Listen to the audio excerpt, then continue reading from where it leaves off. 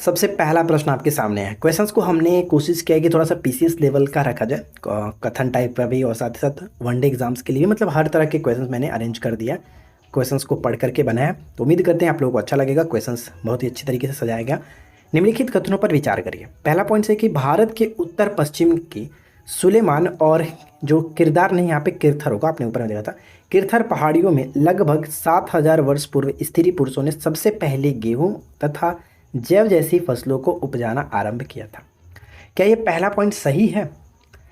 अगर नहीं है तो क्यों? देखिए, पहला अगर हम पॉइंट्स देखें तो उत्तर पश्चिम गलत होने के चांसेस कहाँ पे? उत्तर पश्चिम तो बिल्कुल सही है कि हमने उत्तर पश्चिम में देखा था सुलेमान और किरथर पहाड़ी, तो ये बिल्कुल सही है। लेकिन हमने जो ईस्वी देखा था ये पॉइंट्स गलत है। यहाँ पे होना चाहिए 8,000 वर्ष पूर्व, ठीक है, 7,000 जो कि पॉइंट्स गलत है, 8,000 वर्ष पूर्व। और एक चीज़ और याद रहेगा कि एनसीईआरटी में जो आप चीज़ पढ़ते हैं, जो डेट याद रह मतलब जो डेट लिखा रहता है उसी को फोकस करिए, क्योंकि एग्जाम्स में ज़्यादातर वही फॉलो किया जाता है कि हाँ एनसीईआरटी में ये चीज़ दिया गया तो हम लोग भी वही चीज़ मानेंगे, ठीक है। तो आप यहाँ पे 8,000 करेंगे, ये पॉइंट आपका गलत हो जाता है।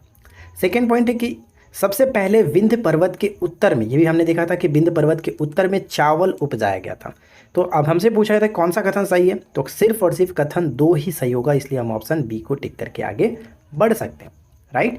अब देखिए क्वेश्चन नंबर सेकेंड है, निम्नलिखित में से कौन सिंधु की सहायक नदी नहीं है? सिंधु की सहायक नदी नहीं है। तो हमने ऊपर में देखा था कि सिंधु की सहायक नदियाँ कौन कौन सी होती हैं? झेलम हो गया, चिनाब, व्यास और रावी होता है, तो सतलज भी होता है। तो ये पॉइंट गलत है कि चंबल इसके अंतर्गत नहीं आएगा, ऑप्शन डी को टिक करेंगे, ठीक है, डी करेक्ट है। अगला है कि गंगा और इसकी सहायक नदियों के किनारे तथा समुद्री तटवर्ती इलाकों में नगरों का विकास लगभग कितने वर्ष पूर्व हुआ था? नगरों का विकास लगभग कितने वर्ष पूर्व हुआ था? क्या बनेगा राइट आंसर? तो सही आंसर हो जाएगा ऑप्शन डी। ऑप्शन डी को टिक करेंगे, 2500 वर्ष पूर्व, ऑप्शन डी करेक्ट आंसर बन जाता है, ठीक है। चलिए आगे बढ़ते हैं। क्वेश्चन नंबर 4 कह रहा है कि भरत नाम का प्रयोग किस क्षेत्र में रहने वाले लोगों के एक समूह के लिए किया जाता था? भरत नाम का प्रयोग किस क्षेत्र में रहने वाले लोगों के एक समूह के लिए किया जाता था? तो यहाँ पे हमारा करेक्ट आंसर क्या बनेगा? भरत हमने देखा था उत्तर पश्चिम, ठीक है, उत्तर पश्चिम में जो समूह में रहने वाले मतलब लोग होते थे, क्षेत्र में रहने वाले लोगों के समूह को कहते थे। तो यहाँ पे बी बिल्कुल सही आंसर है। उम्मीद करते हैं कि आप लोगों को क्वेश्चंस करने में कोई दिक्कत नहीं हो रहा होगा, क्योंकि क्वेश्चंस वही सब है जो आपको ऊपर में बताया गया था। अगला है कि पांडुलिपि क्या होता है? पांडुलिपि क्या है? तो ध्यान रखिएगा, पांडुलिपि जो होता है वो हमने देखा था, इसको इंग्लिश में मैन्युस्क्रिप्ट कहते हैं। मैन्युस्क्रिप्ट मतलब, मेनू का मतलब क्या होता है? हाथ से। तो पांडुलिपि हाथ से लिखी गई पुस्तक होता है। अतीत के संग्रह को हम लोग हाथ से जो लिखा गया था, आपने ऊपर में देखा था, हाथ से लिखी गई पुस्तक को पांडुलिपि यहाँ पे कहेंगे। तो ऑप्शन ए बिल्कुल सही आंसर बन जाता है। अगला प्रश्न देखिए, नेक्स्ट वन है कि पांडुलिपियों में निम्नलिखित में से किन भाषाओं का प्रयोग मिलता है? क्या देखे थे आप? पांडुलिपियों में किन भाषाओं का प्रयोग हमें देखने को मिलता है? तो संस्कृत में भी था, प्राकृत में भी था और तमिल में भी था। तो प्राकृत तो आम मतलब ज़्यादातर जो प्रयोग आम लोगों के लिए किया था वो प्राकृत ही था, लेकिन इसमें ये नहीं पूछा कि ज़्यादातर किसका, इनमें किन भाषाओं का प्रयोग मिलता है? तो तीनों भाषाओं का मिलता है, इसलिए डी बिल्कुल सही आंसर बनेगा, ठीक है। आगे देखिए, अगला प्रश्न है कि निम्नलिखित कथनों पर विचार करें। अशोक के एक लगभग 1250 वर्ष पुराना अभिलेख अफगानिस्तान के कंधार से प्राप्त हुआ है। वो मैंने आपको चीज़ दिखाया था ना उनका अशोक के अभिलेख के बारे में, तो ये बिल्कुल सही है कि 1250 वर्ष पुराना अभिलेख अफगानिस्तान के गंधार से मिला, बिल्कुल सही।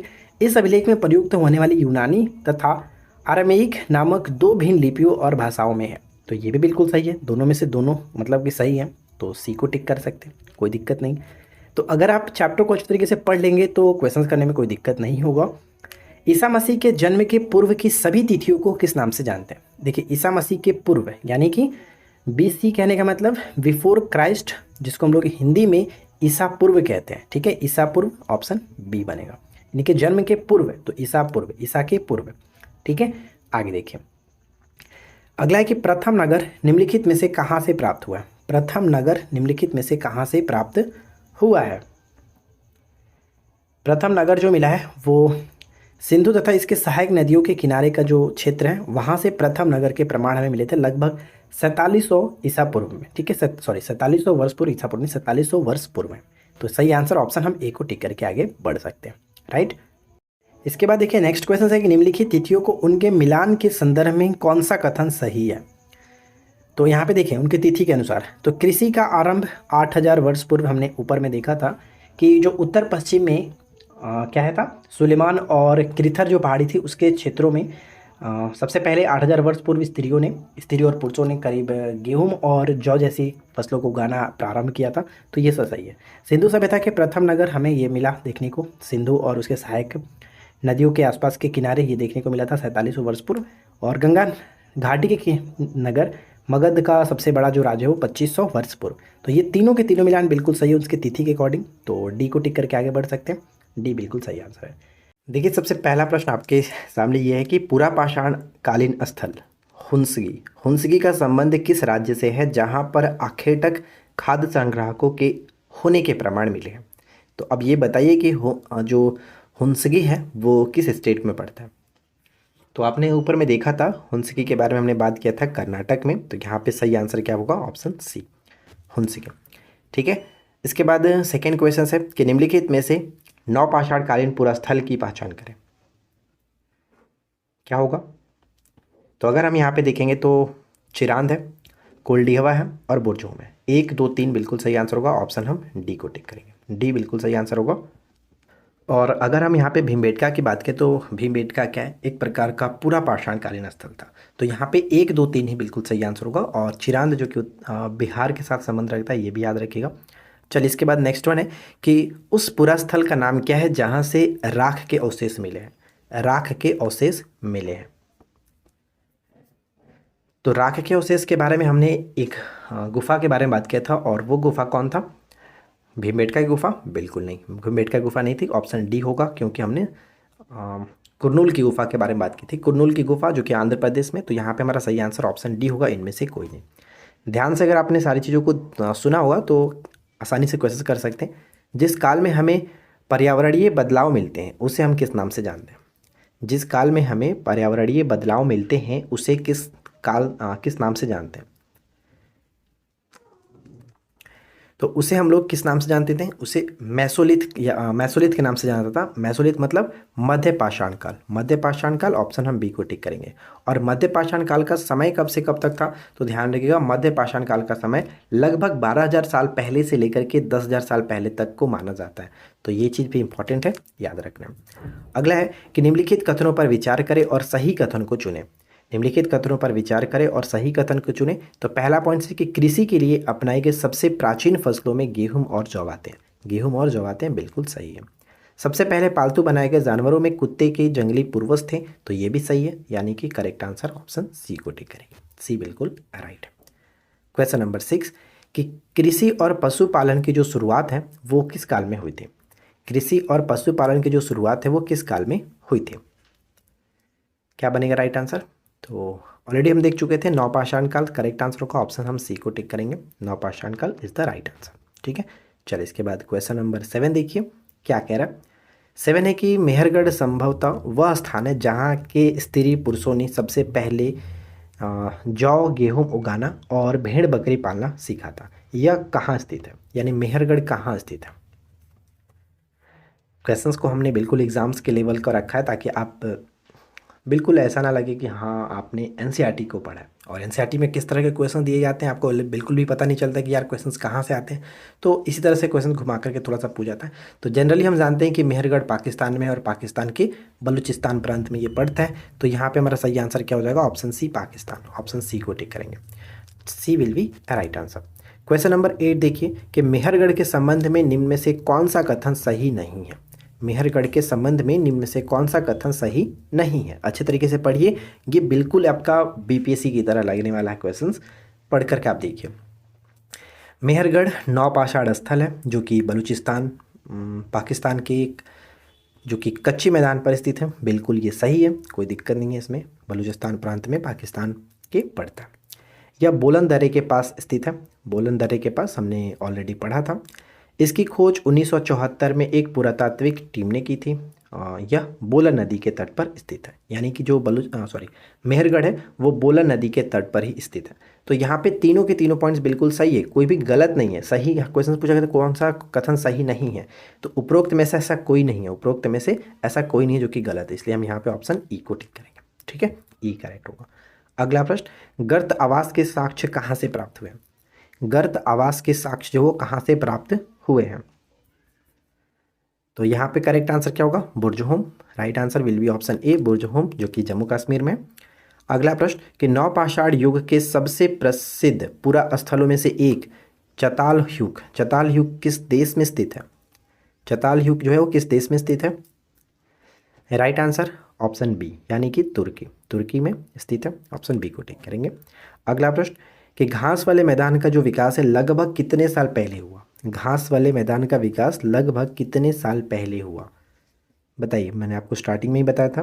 तो 12,000 वर्ष पहले, 12,000 वर्ष पहले, ऑप्शन बी यहाँ पे सही आंसर। और अगला प्रश्न क्या है? निम्नलिखित तिथियां का उनके संबंध के साथ कौन सा सही मिलान है? निम्नलिखित तिथियों का उनके संबंध के साथ कौन सा सही मिलान दिया गया? तो देखिए, बसने की जो प्रक्रिया का आरंभ माना जाता है, बसने की प्रक्रिया का आरंभ माना जाता है 12,000 साल माना जाता है, लगभग 12,000 साल पहले यहाँ पे होगा। एक्चुअली ये पहले यहाँ पे होना चाहिए था, थोड़ा सा मिसप्रिंट है, पहले। ठीक है, 12,000 साल पहले। मध्य पाषाण युग की बात करें तो 12,000 से लेकर के 10,000 साल मैंने आपको बताया था, जिसको हम लोग मेसोलिथ के नाम से भी जानते हैं। इसी समय में हमें पर्यावरणीय बदलाव देखने को मिलते थे। मेहरगढ़ में बस्ती का जो आरंभ हुआ था वो लगभग 8,000 साल पहले हुआ था। मेहरगढ़ में बस्ती का आरंभ 8,000 साल पहले हुआ था। तो यहाँ पे तीनों के तीनों मिलान बिल्कुल सही है, इसलिए ऑप्शन हम डी को टिक करके आगे बढ़ सकते हैं। देखिए, सबसे पहला प्रश्न है कि निम्नलिखित कथनों पर विचार करें और सही कथन को चुनें। तो ध्यान से कथन को पढ़िए और बताइए कि सही कथन कौन सा होगा। पहला पॉइंट है कि हड़प्पा सभ्यता के लोग मुहरों को बनाने के लिए पत्थर का इस्तेमाल करते थे। तो ये चीज़ हमने ऊपर में देखा था कि हड़प्पा की जो मुहर बनी थी वो पत्थर की बनी होती थी। तो पहला पॉइंट बिल्कुल सही है। मुहरों पर सामान्यतः जानवरों के चित्र मिलते थे, ये मुहर आयताकार होती थी और इस पर जानवरों के चित्र मिलते थे, ये बिल्कुल सही है। तो राइट आंसर हम सी को टिक करेंगे कि दोनों के दोनों पॉइंट्स सही है। ठीक है, सेकेंड क्वेश्चन है कि पुरातत्वविदों को हड़प्पा के नगरों से कई चीज़ें प्राप्त हुई है, उनमें से निम्नलिखित है। बताइए कि हड़प्पा के नगरों से कई चीज़ें प्राप्त हुई है, तो इनमें से कौन कौन सी चीज़ें हैं? तो हमने क्या क्या देखा था? तांबा भी देखा था, कांसा, सोना, चांदी, लेकिन लोहा के बारे में हमने कोई जिक्र नहीं किया। तो सही आंसर क्या होगा? 1, 2, 3, 4, ऑप्शन डी टिक करके आगे बढ़ सकते हैं। ठीक है, आगे देखिए। क्वेश्चन नंबर थर्ड है कि कढ़ाईदार वस्त्र जो कि एक महत्वपूर्ण व्यक्ति की पत्थर से बनी मूर्ति है, निम्नलिखित में से कहाँ से मिली है? देखिए फ्रेंड्स, हम इस चैनल पे आपको पूरी तरह से कोशिश कर रहे हैं कि एनसीईआरटी को बारीकी से कवर किया जाए और जितने भी क्वेश्चंस बन सकते हैं पढ़ने के बाद, आपको जितने भी क्वेश्चंस हमें मिलते हैं हम उसको एमसीक्यू फॉर्मेट में तैयार करने की कोशिश करते हैं। आप लोग खुद से एक बार बुक को अवश्य पढ़ लीजिएगा। अगर आपके पास बुक है तो ज़रूर पढ़ लीजिएगा, और नहीं है तो हम इस पीडीएफ को टेलीग्राम पर डाल ही देते हैं, तो आप वहाँ से भी एक बार ज़रूर रीड कर लीजिएगा। ठीक है, उसके बाद आप इस वीडियो को देखिएगा तो और भी ज़्यादा आपको अच्छी तरीके से समझ में आएगा और आपको पता चलेगा क्या क्या चीज़ें पढ़ना है, क्या क्या छोड़ना है। जो इंपॉर्टेंट होता है हम वहाँ पे आपके साथ इस वीडियो में डिस्कस करते हैं। ठीक है, तो एमसीक्यू तो ज़रूर लगाया करिए ताकि आपको पता चलेगा कि जितने आपने बुक में पढ़ा, क्या क्या चीज़ें पढ़ा है वो आपको याद है, क्वेश्चंस किस तरह से पूछे जाएंगे। तो हमने इस प्रश्न का सही आंसर क्या होगा? तो क्या क्वेश्चन कह रहा है कि कढ़ाईदार वस्त्र जो कि एक महत्वपूर्ण व्यक्ति की पत्थर से बनी मूर्ति है, कहाँ से प्राप्त हुई है? तो ये मोहनजोदाड़ो से प्राप्त हुई थी। ऑप्शन हम डी को टिक करेंगे। मोहनजोदाड़ो की खोज किसने की थी? आप ज़रा सा कमेंट करके ज़रूर बताइएगा कि मोहनजोदाड़ो की खोज किसने की थी। ठीक है, चलिए इसके बाद अगला प्रश्न है कि हड़प्पा के लोग तांबे का आयात संभवतः कहाँ से करते थे? तो हमने देखा था कि हड़प्पा के जो लोग हैं वो अलग अलग धातुएं, अलग अलग वस्तुओं का आयात जो कि अलग अलग स्थानों से करते थे। तो इनमें से अगर हम देखें कि तांबे का जो आयात है वो कहाँ से होता था, तो तांबे का आयात वर्तमान में राजस्थान से भी करते थे, साथ ही साथ वो ओमान से भी करते थे। तो अगर हम बीपीएससी के फॉर्मेट में देखें, करेक्ट आंसर क्या बन जाएगा? ऑप्शन डी, उपरोक्त में से एक से अधिक। ठीक है, राजस्थान और ओमान यहाँ पे बिल्कुल सही आंसर है, ऑप्शन डी को टिक करेंगे। क्वेश्चन नंबर 5 है कि हड़प्पा सभ्यता में आयात की जाने वाली वस्तु और उनके स्थान के संबंध में कौन सा मिलान गलत है? बताइए कि यहाँ पे कौन सा मिलान गलत है? टीन जो है कहाँ से आयात करते थे? टीन का आयात ईरान और अफ़गानिस्तान से किया जाता था, जो कि बिल्कुल सही है। सोना की बात करें तो ये आधुनिक कर्नाटक से करते थे, ये भी सही। बहुमूल्य पत्थर में देखें तो गुजरात, ईरान, अफ़गानिस्तान ये तीनों आता था, तो बहुमूल्य पत्थर ये भी सही है। तो यहाँ पे गलत क्या है? कोई भी नहीं, उपरोक्त में से कोई नहीं, इसलिए ऑप्शन हम डी को टिक करेंगे, कोई भी गलत नहीं है। क्वेश्चन नंबर 6, हड़प्पा सभ्यता में पौधों के अवशेष से पता चलता है कि हड़प्पा के जो लोग हैं निम्नलिखित में से किन फसलों को उगाते थे? निम्नलिखित में से किन फसलों को उगाते थे? तो दाल, मटर, धान, सरसों ये सब कुछ हमने देखा था, गेहूँ, जौ, तो तिल भी था। तो क्या कह सकते हैं? ऑप्शन बी, 1 2 3 4 ये सही आंसर बन जाएगा, ऑप्शन बी। अगर आपको ये वीडियो पसंद आ रहा है तो प्लीज़ वीडियो को लाइक करिए, फ्रेंड के साथ शेयर करिए, चैनल पे पहली बार है सब्सक्राइब करके नोटिफिकेशन बेल आइकन को ऑल पे सेट कर लीजिए, ताकि आने वाली नेक्स्ट वीडियो की नोटिफिकेशन आपको मिलती है। अगला प्रश्न है कि धौलावीरा किस राज्य में स्थित है? इस प्रश्न का राइट आंसर मैं नहीं बताऊंगा, आप लोग कमेंट करके बताइए कि सही आंसर क्या होगा। ठीक है, बहुत ही सिंपल सा करेक्ट आंसर बताइएगा कमेंट करके क्या होना चाहिए।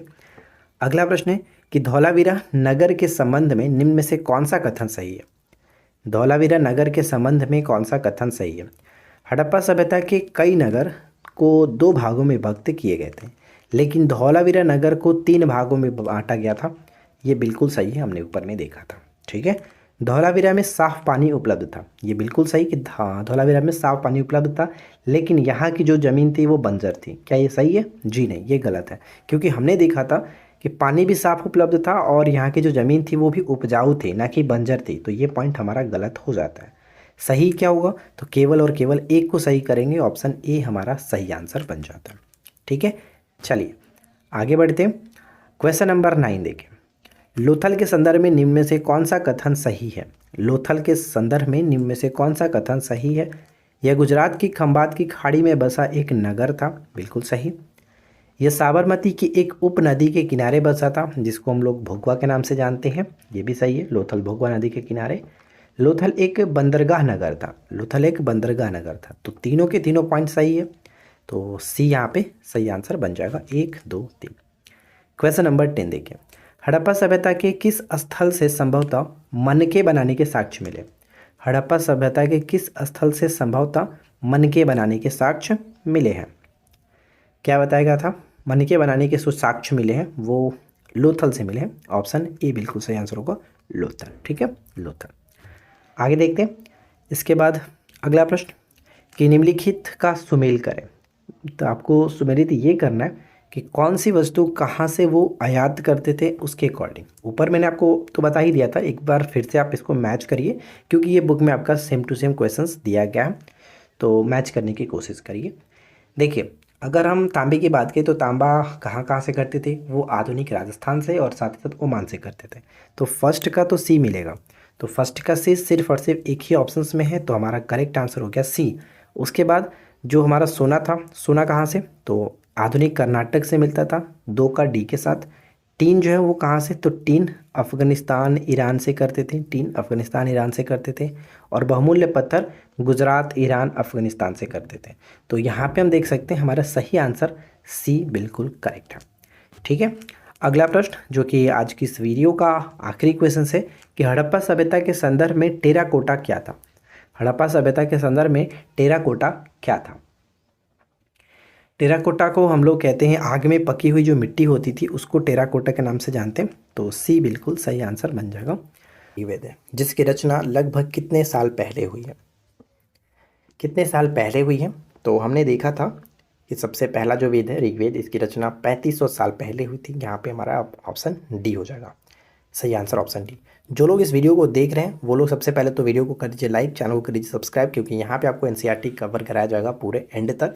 और जो लोग अच्छे तरीके से प्रिपरेशन करना चाहते हैं वो हमारे साथ जुड़े रहिए, क्योंकि जब तक आप जुड़ेंगे नहीं तब तक आपको वीडियो मिलेगा नहीं। तो चैनल को सब्सक्राइब करके नोटिफिकेशन बेल आइकन को ऑल पे सेट रखिए। ऋग्वेद की भाषा क्या कहलाती थी? तो हमने देखा था कि ऋग्वेद की जो भाषा है वो प्राक संस्कृत या फिर इसको वैदिक संस्कृत, मतलब दोनों एक ही नाम है, दोनों में से कोई भी।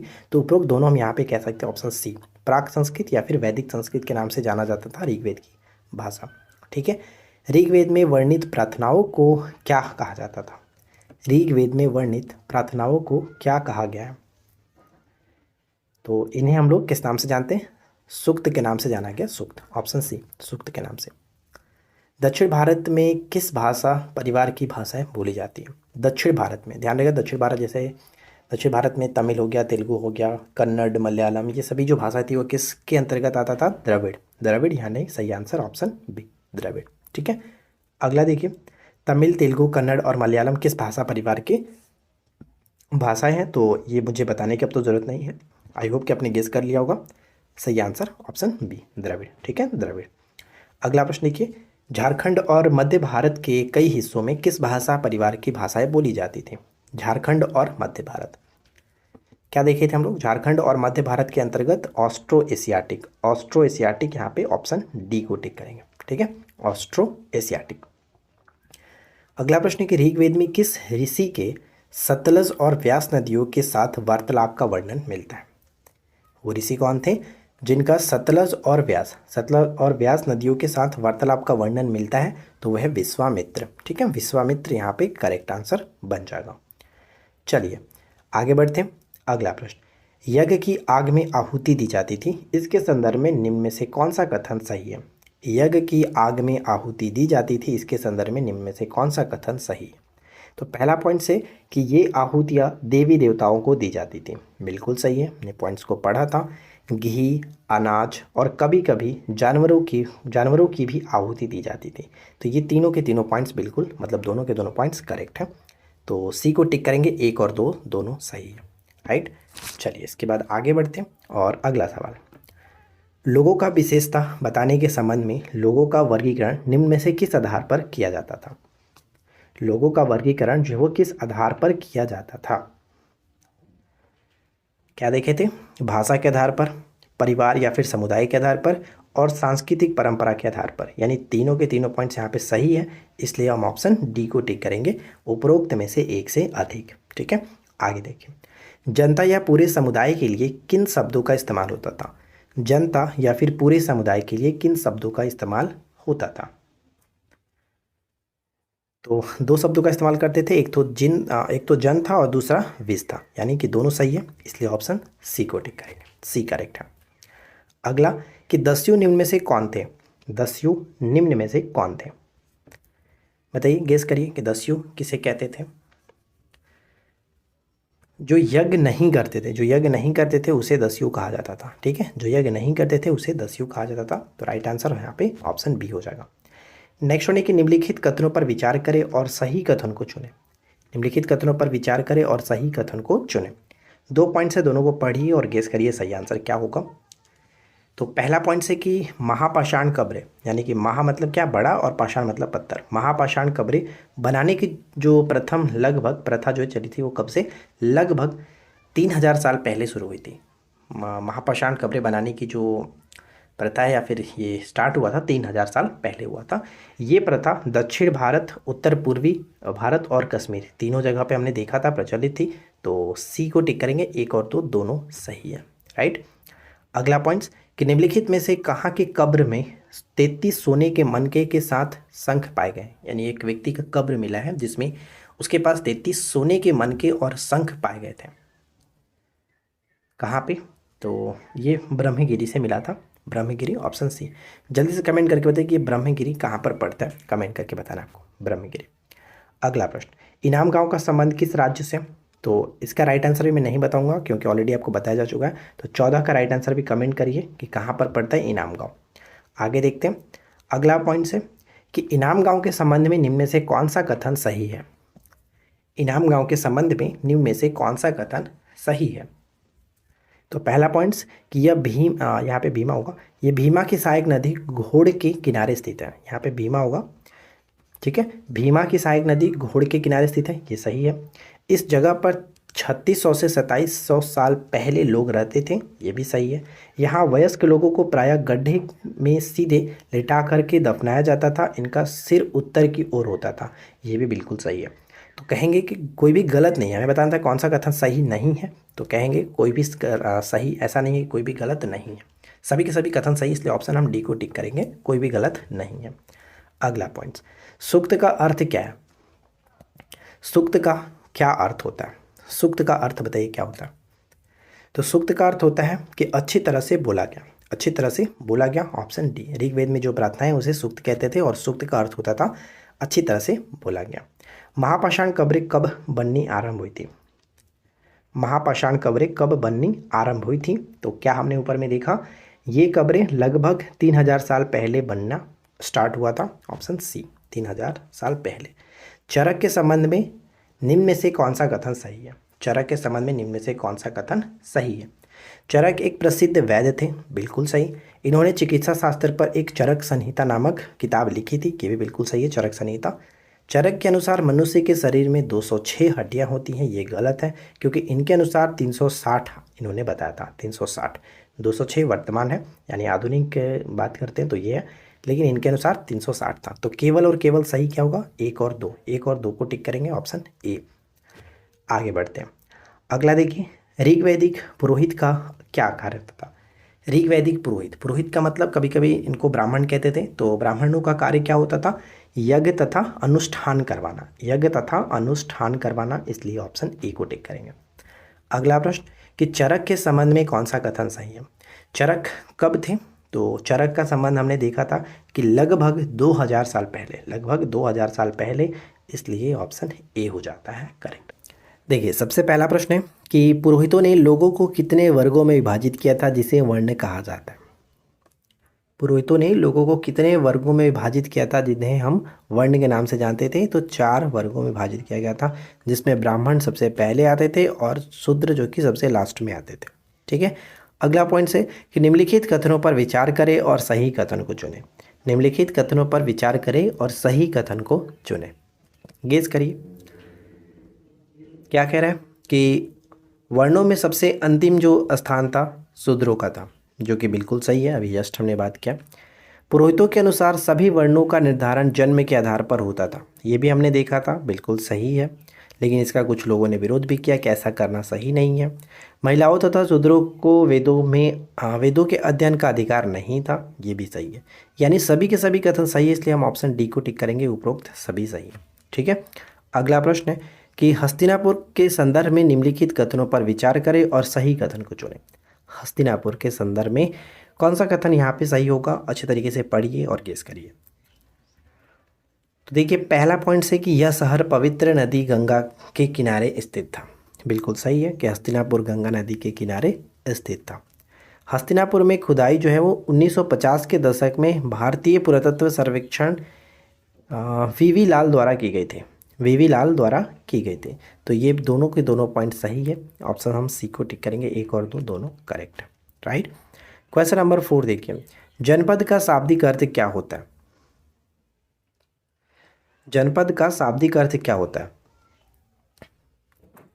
जनपद का शाब्दिक अर्थ होता है जन के बसने की जगह, जन के बसने की जगह। ठीक है, जन के बसने की जगह को जनपद का कहा जाता है। भाग क्या होते हैं? भाग क्या थे? ऊपर हमने देखा था ना कि भाग क्या होते थे। उपज पर लगने वाला जो कर होता था वो 1/6 होता था और इसी को कहते थे हम भाग। ठीक है, उपज पर लगने वाला कर, ऑप्शन डी बिल्कुल सही आंसर बनेगा। अगला प्रश्न ये है कि फसलों पर लगाए गए कर सबसे महत्वपूर्ण थे क्योंकि अधिकांश लोग कृषक ही थे। प्रायः उपज का कितना हिस्सा कर के रूप में निर्धारित किया गया था? उपज का कितना हिस्सा कर के रूप में निर्धारित किया गया था?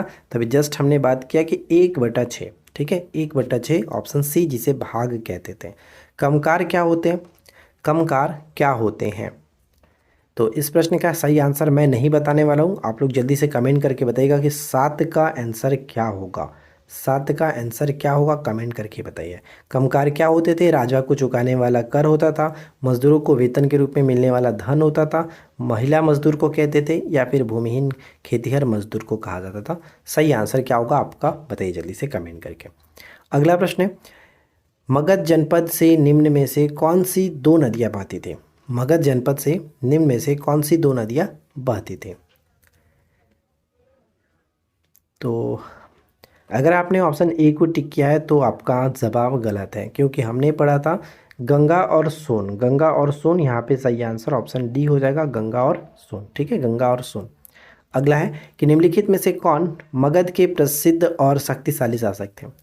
कौन मगध के प्रसिद्ध और शक्तिशाली शासक थे? तो अजातशत्रु होगा, अजातशत्रु और बिंबिसार। यहाँ पे सही आंसर सी को टिक करेंगे, ए और सी दोनों करेक्ट है, अजातशत्रु और बिंबिसार। मगध के संदर्भ में निम्न में से कौन सा कथन सही है? मगध के संदर्भ में निम्न में से कौन सा कथन सही है? तो पहला देखिए कि मगध की प्रारंभिक जो राजधानी थी वो राजगिरी थी, जो आज राजगीर के रूप में प्रसिद्ध है, राजगीर के रूप में प्रसिद्ध है। कई वर्षों के पश्चात पाटलिपुत्र मगध का राजधानी बना। पहले जो कि मगध का प्रारंभिक राजधानी राजगीर होता था, लेकिन कई वर्षों के पश्चात पाटलिपुत्र को बनाया गया, जिसे हम आज पटना के रूप में जानते हैं। तो दोनों के दोनों पॉइंट्स यहाँ पे सही है, ऑप्शन सी को टिक करेंगे। अगला प्रश्न कि मैसेडोनिया का राजा सिकंदर की सेना किस नदी के किनारे तक पहुंचकर उसे पार करने से इनकार किया? किस नदी को पार करने से इनकार किया? तो राइट आंसर क्या बनेगा? ऑप्शन बी, व्यास नदी को पार करने से इनकार किया था उसके सेना ने। ठीक है, अगला देखिए, मगध के नज़दीक एक राज्य वज्जी जिसकी राजधानी क्या थी? मगध के नज़दीक एक राज्य वज्जी जिसकी राजधानी क्या होती थी?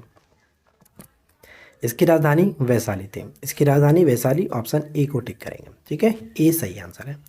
अगला प्रश्न, दिग् निकाय के संदर्भ में निम्न में से कौन सा कथन सही है? दिग् निकाय के संदर्भ में निम्न में से कौन सा कथन सही है?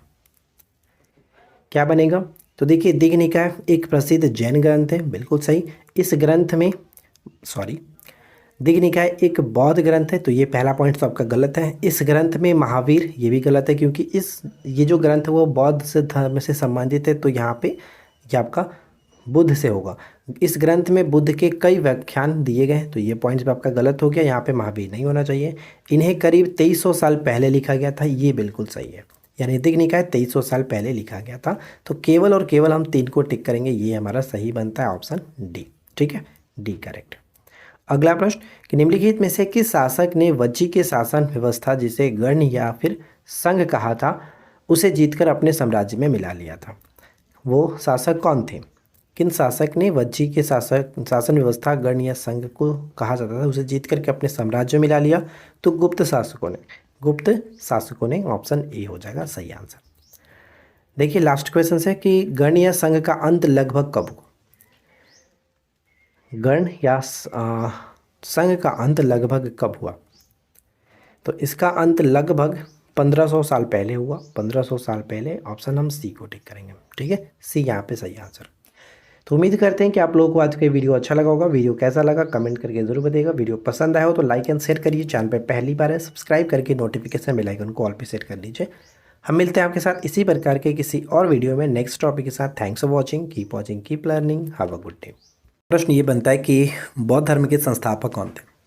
बौद्ध धर्म के संस्थापक कौन थे? सभी को पता है, बताने की जरूरत नहीं है। राइट आंसर क्या बन जाएगा? ऑप्शन बी, सिद्धार्थ या फिर गौतम, ऑप्शन बी को टिक करेंगे। नेक्स्ट है कि बुद्ध का संबंध निम्नलिखित में से किस गण से था?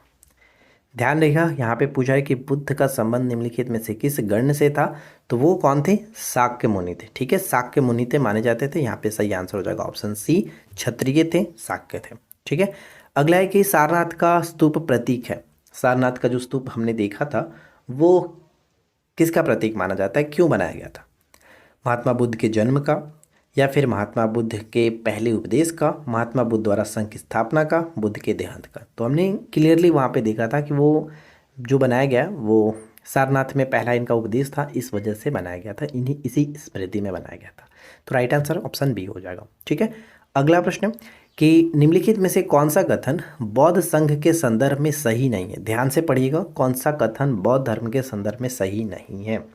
तो पहला पॉइंट यहाँ पे कह रहा है कि संघ में यानी पुरुषों और स्त्रियों के रहने के लिए अलग अलग व्यवस्था थी। विनय पिटक में हमने देखा था कि इस तरह के वर्णन किए गए, तो ये बिल्कुल सही है।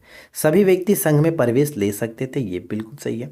संघ में प्रवेश के लिए बच्चों को अपने माता पिता से अनुमति लेनी पड़ती थी, ये भी बिल्कुल सही है। जो भी दासी होते थे उनके, जो भी राजा होते थे उनसे अनुमति लेनी पड़ती थी, तो ये बिल्कुल सही है। उसके बाद है डी पॉइंट्स में कि विवाहित स्त्रियों को संघ में प्रवेश के लिए अपने माता पिता से अनुमति की आवश्यकता होती थी। ये पॉइंट गलत है, क्योंकि विवाहित स्त्री को अपने माता पिता से नहीं, अपने पति से अनुमति लेनी पड़ती थी। तो ये पॉइंट हमारा गलत हो जाता है, ऑप्शन डी को टिक करेंगे। प्रश्न में यही पूछा गया था कि सही नहीं है। ठीक है, आगे बढ़ते हैं क्वेश्चन नंबर 5 है कि महात्मा बुद्ध तथा महावीर स्वामी ने अपनी शिक्षा निम्न भाषा में दी थी। अपनी शिक्षा किस भाषा में उन्होंने दिया था? तो ये प्राकृत भाषा में इन्होंने शिक्षा दिया था। राइट आंसर डी हो जाएगा, प्राकृत भाषा में। राइट। अगला कि संस्कृत भाषा के व्याकरण की रचना करने वाले एक विद्वान कौन थे? संस्कृत भाषा के व्याकरण की रचना करने वाले एक विद्वान कौन थे? तो उनका नाम हम जानते हैं पाणिनि। ठीक है, पाणिनि यहाँ पे बिल्कुल सही आंसर होगा, ऑप्शन बी पाणिनि। आगे देखते हैं। क्वेश्चन नंबर 7 है कि जैन धर्म के संस्थापक कौन थे? जैन धर्म के संस्थापक कौन थे? तो हम जानते हैं जैन धर्म के संस्थापक वर्धमान महावीर, ऑप्शन सी। और ये 24वें तीर्थकर थे और अंतिम तीर्थकर माने गए थे। ठीक है, अंतिम तीर्थकर। अगला देखिए, गौतम बुद्ध का जन्म कितने वर्ष पूर्व हुआ था? गौतम बुद्ध का जन्म कितने वर्ष पूर्व हुआ था? तो सही आंसर ऑप्शन सी, 2500 वर्ष पूर्व हुआ था, ऑप्शन सी हो जाएगा। देखिए फ्रेंड्स, आगे बढ़ने से पहले मैं आपको बता दूं कि हमारे एप्लीकेशंस पे 69th पीपीएससी का बैच स्टार्ट हो चुका है। जो लोग जुड़ना चाहते हैं जुड़ सकते हैं। काफ़ी कम कीमत पर अब ये बैच चल रहा है फिलहाल। 17 से 20 मार्च तक आपका ऑफर है। 249 में ये बैच आपको मिल रहा है, जिसमें सब कुछ आपको प्रोवाइड कराया जाएगा। खास करके जो भी हमारे नोट्स हैं, जो भी स्टडी नोट्स है बिहार स्पेशल, और जो भी हमारे टॉपिक वाइज नोट्स हैं, हिस्ट्री वगैरह, ज्योग्राफी, पॉलिटी, सब कुछ वो आपको मिल जाएगा। अगर आप डाउनलोड करना चाहें तो डाउनलोड कर सकते हैं, या फिर आप वहीं पे पढ़ सकते हैं एप्लीकेशंस में, कोई दिक्कत नहीं है। ये आपका जो बैच है, इसमें हम लोग न्यू स्ट्रैटेजी के साथ, मतलब जो आपका पैटर्न चेंज हुआ है उस पैटर्न पे काम कर रहे हैं। तो इसमें अभी कुछ मटेरियल्स डाल देंगे, मतलब काफ़ी मटेरियल्स डाले गए हैं और बाकी इसमें हम लोग ऐड कर रहे हैं। तो आप अगर आपको जुड़ना चाहते हैं तो आप जल्दी से जुड़िए, क्योंकि आपके पास सिर्फ और सिर्फ आज का मौका, मतलब कि 19-20 अभी आपके पास बचा हुआ है, जिसमें आपको 249 में ये कोर्स मिल जाएगा। ठीक है, लिमिटेड सीट है, जल्दी से ज्वाइन कर लीजिए, क्योंकि अगर कल तक आप नहीं करते हैं तो फिर कोर्स की प्राइस जो कि बढ़ जाएगी, तो फिर दिक्कत होगा। तो जल्दी से जाइए और जल्दी से ज्वाइन कर लीजिए। इस वीडियो के डिस्क्रिप्शन में एप्लीकेशंस की लिंक मैंने दी है, उसको डाउनलोड करिए, लॉगिन करिए, कोर्स का सेक्शन में जा कर के आप इस 69th बीपीएससी को ज्वाइन कर सकते हैं। चलिए आगे बढ़ते हैं। अगला सवाल देखिए। नेक्स्ट सवाल है कि बुद्ध किस वर्ण के थे? देखिए ऊपर हमने देखा था कि वो किस गण के थे, तो उस हमने शाक्य देखा था। वर्ण की बात करें तो क्षत्रिय थे, वर्ण की बात करें तो ये क्षत्रिय थे। महावीर भी क्षत्रिय ही थे, ये भी याद रखिएगा। अगला है कि महात्मा बुद्ध को कहाँ निर्वाण प्राप्त हुआ? निर्वाण किसको कहते हैं? जब मृत्यु होती है, उसमें बौद्ध धर्म में इसको महापरिनिर्वाण के नाम से जाना गया। तो निर्वाण इनको प्राप्त हुआ था कहाँ पर? कुशीनारा। कुशीनारा, देवरिया, उत्तर प्रदेश बताया था। तो डी बिल्कुल सही आंसर होगा। अगला है कि महावीर स्वामी ने कितने वर्ष की आयु में घर त्याग किया था? महावीर स्वामी ने कितने वर्ष की आयु में गृह त्याग किया था?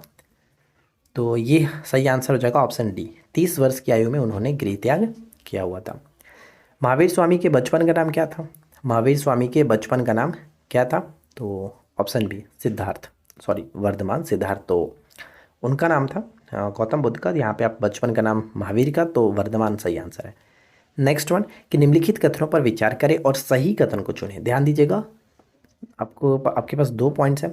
जैन धर्म की शिक्षाएं वल्लवी लिखी गई थी, बिल्कुल सही है कि वल्लवी गुजरात में लिखी गई थी। ये वल्लवी नामक स्थान बिहार में पड़ता है। अभी जस्ट मैं आपको बता दिया कि गुजरात में, तो पहला पॉइंट से सिर्फ और सिर्फ सही है, तो ऑप्शन ए को टिक करेंगे। ठीक है ना।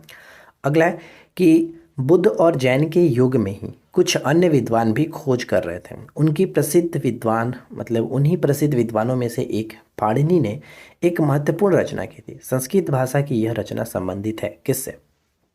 संस्कृत भाषा की ये जो रचना थी किससे संबंधित है? तो व्याकरण से संबंधित है। ऑप्शन डी हो जाएगा सही आंसर, व्याकरण से संबंधित है। अगला देखिए, उपनिषदों में संकलित वार्तालापों या फिर चर्चाओं के संदर्भ में निम्नलिखित कथनों पर विचार करें और सही बताना है कि कौन सा कथन सही नहीं है। ध्यान दीजिएगा, सही नहीं है। पहला पॉइंट कि इन चर्चाओं में भाग लेने वाले अधिकांश पुरुष ब्राह्मण तथा राजा होते थे, ये बिल्कुल सही है। इन सभी मतलब इनमें कभी कभी गार्गी जैसी स्त्री विचारकों का भी उल्लेख मिलता है। बिल्कुल हमने देखा था कि गार्गी जैसी स्त्री भी इसमें भाग लेती थी। विद्वान के लिए प्रसिद्ध गार्गी राज दरबारों में होने वाले वाद विवाद में भाग लिया करती थी, ये भी बिल्कुल सही है। सॉरी, विद्वान नहीं है, विद्वता है। विद्वता के लिए प्रसिद्ध गार्गी राज दरबारों में होने वाले वाद विवाद में भाग लिया करती थी, ये सही है। निर्धन व्यक्ति भी इस तरह के वाद विवाद में बढ़ चढ़ कर के हिस्सा लेते थे। ये पॉइंट गलत है, ऐसा नहीं होता था।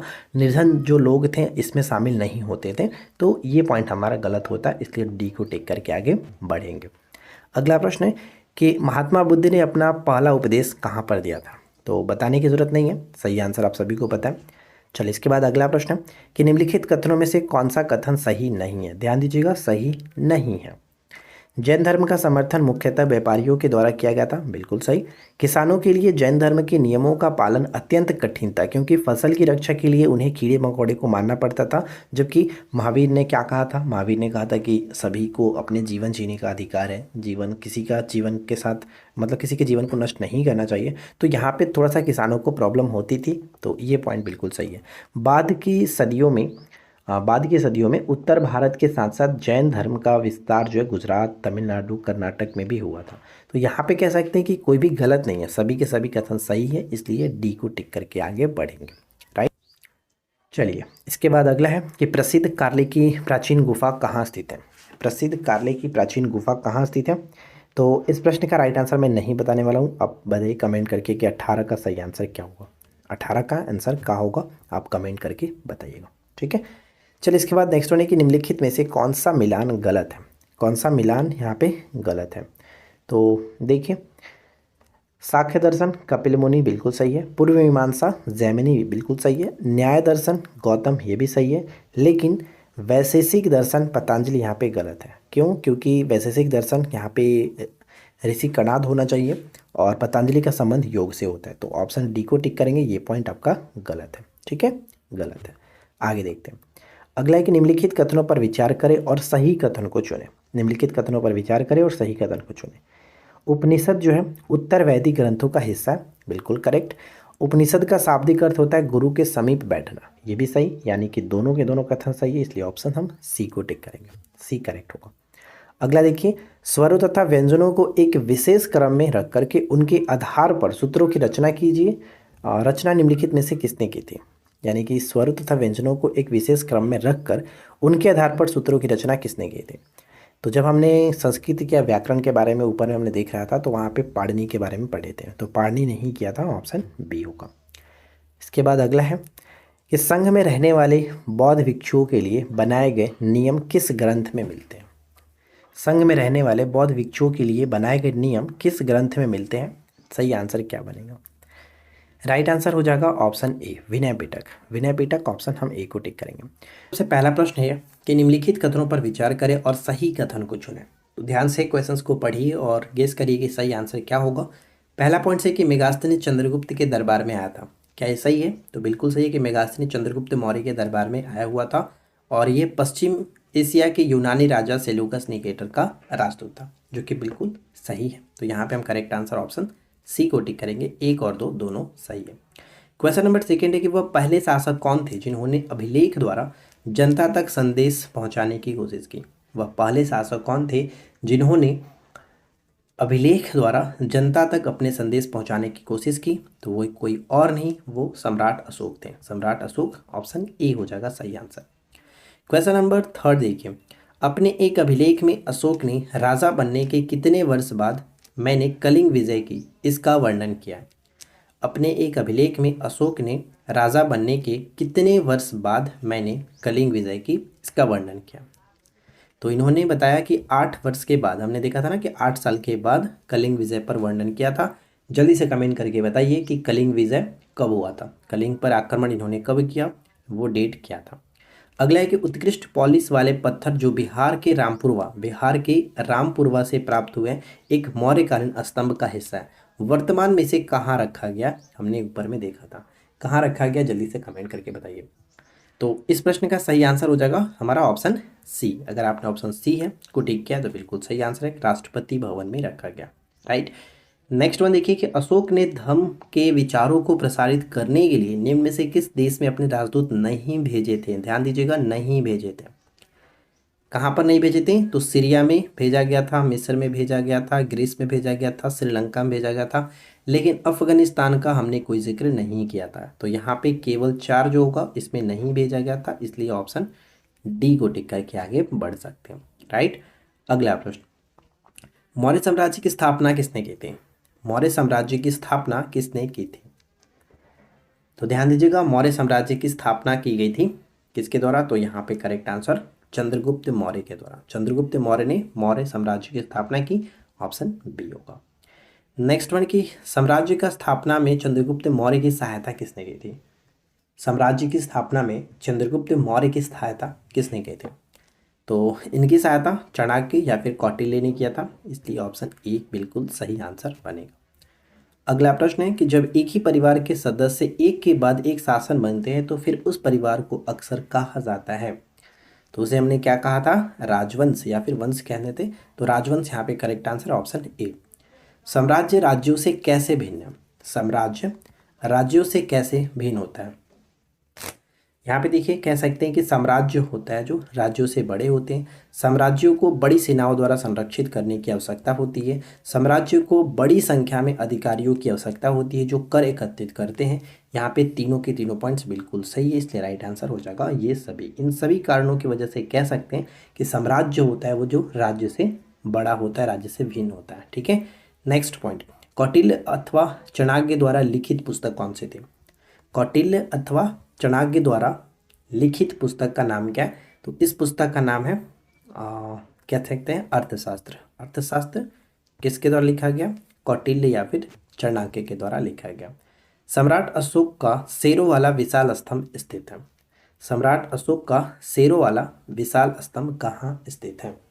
कहाँ हमने देखा है? तो ये स्थित था सारनाथ में। ठीक है, सारनाथ में, ऑप्शन डी, सारनाथ बिल्कुल सही होगा। नेक्स्ट पॉइंट है कि मौर्य साम्राज्य की राजधानी थी।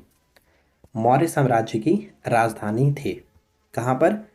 तो मौर्य साम्राज्य की राजधानी थी पाटलिपुत्र, ऑप्शन सी। पाटलिपुत्र बिल्कुल सही आंसर है, ऑप्शन सी को टिक करेंगे। नेक्स्ट पॉइंट है कि अशोक द्वारा लड़ा गया युद्ध जिसमें भीषण खून खराबा हुआ वह कौन सा युद्ध था? हम इसका राइट आंसर नहीं बताने वाले हैं। 13 का आंसर आप खुद बताइए कि क्या होगा और कब हुआ, ये डेट आपको फिर से मेंशन करना है। एक प्रश्न और मैं आपसे पूछ देता हूँ, फिलहाल यहाँ पे नहीं है, आगे की क्लासेस में हम देखने को मिलेगा। तो आप ये बताइएगा कि कलिंग युद्ध का जो वर्णन है वो अशोक के किस शिलालेख में मिलता है? ठीक है, कमेंट करके बताइएगा। अशोक द्वारा लड़ा गया युद्ध जिसमें भीषण, अच्छा ये क्वेश्चन फिर से रिपीट हो गया, सॉरी, माफ़ी चाहूँगा। अगला प्रश्न देखिए कि भारत के अधिकतर लिपियाँ निम्न में से निम्न लिपि से उत्पन्न हुई है। भारत की अधिकतर लिपियाँ जो है वो निम्न लिपि से उत्पन्न हुई है, वो कौन सी है? तो यहाँ पे ब्राह्मी बिल्कुल सही होगा, ब्राह्मणी बिल्कुल करेक्ट होगा, ऑप्शन सी। अशोक ने धर्म की शिक्षा देने के लिए निम्न अधिकारियों की नियुक्ति की थी। अशोक ने धर्म की शिक्षा देने के लिए निम्न अधिकारियों की नियुक्ति की थी, वह कौन थे? तो धम्म महामांत होते थे। यहाँ पे ऑप्शन हम ए को टिक करेंगे, ऑप्शन ए। मौर्य वंश का सबसे प्रसिद्ध शासक कौन था? बताइए, मौर्य वंश का सबसे प्रसिद्ध शासक कौन था? क्या बनेगा राइट आंसर? मौर्य वंश का सबसे प्रसिद्ध शासक के रूप में हम किसे जानते हैं? तो यहाँ पे करेक्ट आंसर हो जाएंगे ऑप्शन ए। मौर्य वंश के सबसे प्रसिद्ध शासक के रूप में अशोक को जाना जाता है, सम्राट अशोक, ऑप्शन ए। दुनिया के इतिहास में एकमात्र राजा है जिसने युद्ध जीतने के बाद विजय को त्याग दिया था। बताइए कि दुनिया में एक ही मात्र ऐसा राजा बना जिसने युद्ध जीतने के बाद युद्ध मतलब विजय को त्याग दिया, और वो थे कौन? अपने अशोक, सम्राट अशोक, ऑप्शन सी। अगला प्रश्न, निम्नलिखित में से कौन सा जानवर हमारे राष्ट्रीय प्रतीक में दिखाया गया? कौन सा जानवर हमारे राष्ट्रीय प्रतीक में दिखाया गया? किसे दिखाया गया? तो शेर को दिखाया गया। यहाँ पे बी हो जाएगा करेक्ट आंसर, शेर को, ऑप्शन बी। नेक्स्ट वन कि हमारे राष्ट्रीय प्रतीक में कितने शेर दिखाए गए? इस प्रश्न का भी आंसर मैं नहीं बताऊंगा क्योंकि क्वेश्चंस में ऑलरेडी मैं आपको बता चुका हूँ स्टार्टिंग में ही। ठीक है, तो बताइएगा कमेंट करके कि 19 का आंसर भी क्या होगा। 19 का आंसर जल्दी से बताइए, कितने शेरों को दिखाया गया। अगला है कि कलिंग युद्ध में कितने लोगों की मृत्यु हुई थी? कलिंग युद्ध में कितने लोगों की मृत्यु हुई थी? लगभग 1.5 लाख जो थे उनको बंदी बनाया गया था और करीब 1 लाख जो लोग थे वो मारे गए थे इस युद्ध में, ऑप्शन बी होगा। कलिंग उड़ीसा का पूर्व नाम है, इसको याद रखिएगा। किसके उपदेश ने सम्राट अशोक को प्रभावित किया था? किसके उपदेश ने सम्राट अशोक को प्रभावित किया था? तो वो कौन थे? महात्मा बुद्ध थे। महात्मा बुद्ध थे, ऑप्शन सी हो जाएगा, महात्मा बुद्ध। अगला है कि अशोक के अधिकांश शिलालेख भाषा में मिलते हैं, यानी किस भाषा में मिलते हैं? अशोक के अधिकांश जो शिलालेख हैं वो किस भाषा में मिलते हैं? तो भाषा की बात करें तो प्राकृत भाषा और लिपि की बात करें तो ब्राह्मणी लिपि। ठीक है, तो यहाँ पे सी को टिक करेंगे, सी बिल्कुल करेक्ट आंसर। देखिए सबसे पहला प्रश्न आपके स्क्रीन पे दिख रहा होगा। पहला प्रश्न ये कि महाजनपदों में मिलने वाला वलय कूप का उपयोग होता था। तो वलय कूप मैंने आपको अच्छे तरीके से बताया कि वलय कूप क्या होता है, किस लिए इसका इस्तेमाल किया जाता है। तो जल्दी से गेस करिए क्या होता है। कपड़े धोने के लिए करते थे? बिल्कुल नहीं। सिंचाई के लिए करते थे? बिल्कुल नहीं। कूड़ेदान के रूप में? हाँ ये सही है। और नाली के रूप में किया जाता था? ये भी सही है। और एक साथ ही साथ गुसल खाने के रूप में भी हमने देखा था। तो यहाँ पे सी और डी बिल सही है। तो राइट आंसर हो जाएगा ऑप्शन सी, सी और डी करेक्ट आंसर है। सेकंड, आगे बढ़ने से पहले यहाँ पे एक छोटा सा पॉइंट मैंने लिखा है वलय कूप के बारे में, जैसे कि गंगा के मैदानों में मौर्य के अधीन सबसे पहले वलय कूप का निर्माण किया गया था। यानी मौर्यों के अधीन सबसे पहले वलय कूप का निर्माण हुआ था, ये चीज़ ध्यान रखिएगा। वलय कूप का निर्माण बर्तन या फिर चीनी मिट्टी के छल्ले की एक पंक्ति के रूप में किया जाता था, जो कि एक के ऊपर एक व्यवस्थित होते थे। ऊपर हमने देखा था पिक्चर, अगर आपको याद है तो आप उस पिक्चर को याद में आई होप कि ध्यान में रखे होंगे। सेकेंड पॉइंट है कि ग्राम भोजकों के अलावा अन्य जो कृषक, स्वतंत्र कृषक थे, उनको क्या कहते थे। ग्राम भोजकों के अलावा अन्य स्वतंत्र कृषक जो होते थे उन्हें हम लोग किस नाम से जानते थे? उन्हें हम लोग गृहपति के नाम से जानते थे। राइट आंसर हो जाएगा ऑप्शन ए गृहपति। आप लोग गेस करते चलिए।